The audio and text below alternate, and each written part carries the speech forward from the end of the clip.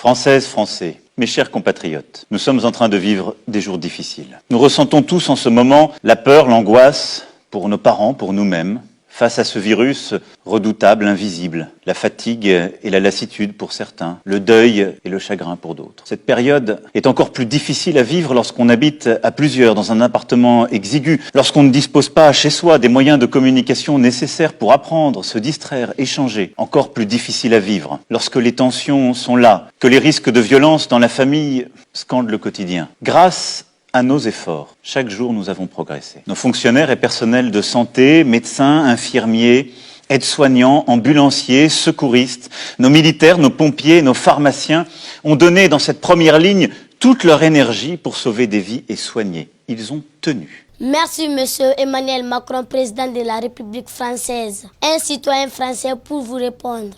Et je fais cette vidéo ce soir puisque notre cher et tendre président, enfin plutôt notre banquier, a pris la parole.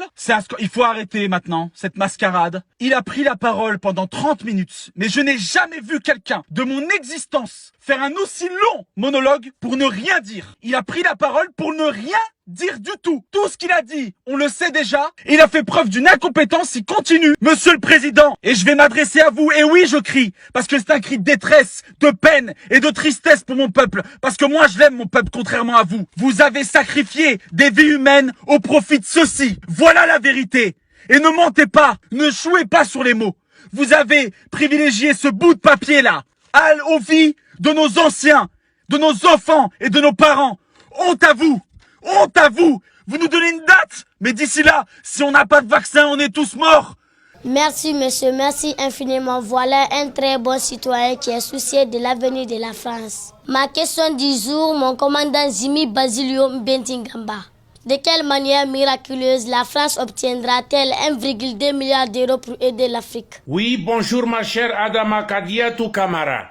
Eh ben, je réponds à votre question, ma chère Adama Kadiatou Kamara.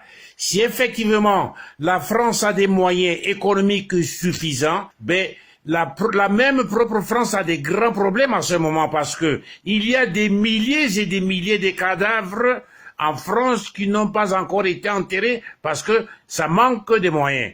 Dans tout ce qu'on appelle le continent européen, et les endroits pour enterrer les cadavres, normalement ce sont des sociétés privées.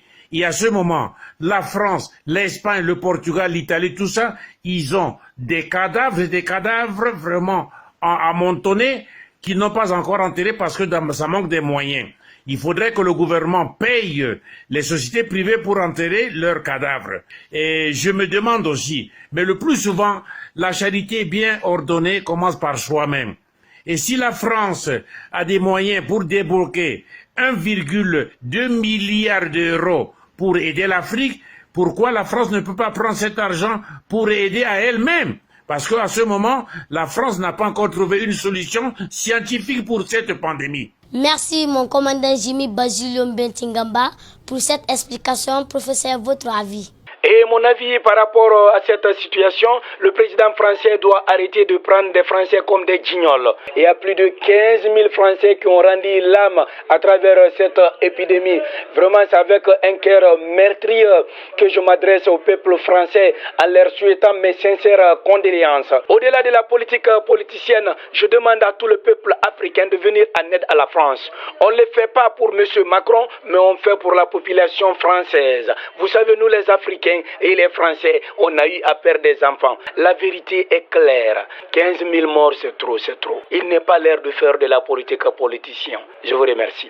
Merci, professeur. Supposons que la France peut réunir des milliards pour aider l'Afrique, mais en échange de quoi? Mais moi-même aussi, je me demande en échange de quoi? Qu'est-ce que nous allons donner en France en contrepartie? S'il nous débloque ces 1,2 milliard d'euros. Mais je ne pense pas. Il est vrai que Macron est arrivé au pouvoir, c'est un jeune président, mais au fait, peut-être ses conseillers ne sont pas tellement si intelligents pour lui dire ce qu'il doit dire ou ce qu'il doit penser. Parce que la France est dans des difficultés. La France n'a pas encore trouvé une solution scientifique à cette pandémie. Et si la France a ce montant, si la France a à sa disposition 1,5 milliard d'euros, pourquoi la France ne peut pas utiliser ces millions d'euros pour essayer d'administrer, de trouver des solutions scientifiques à cette pandémie, pour d'abord elle-même, ensuite pour ses frères européens, et plus tard penser à nous. Chers Africains, ne vous écoutez pas ce que le jeune président français Macron est en train de dire. Sur cette terre, chers Africains, ça n'existe pas un don.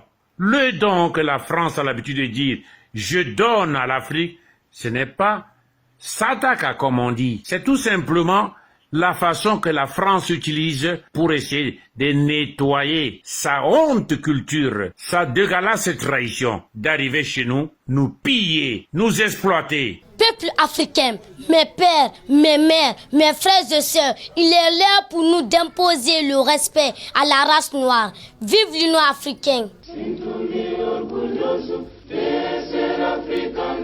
Meus antepassados todos nasceram aqui, filhos legítimos do mundo rainha.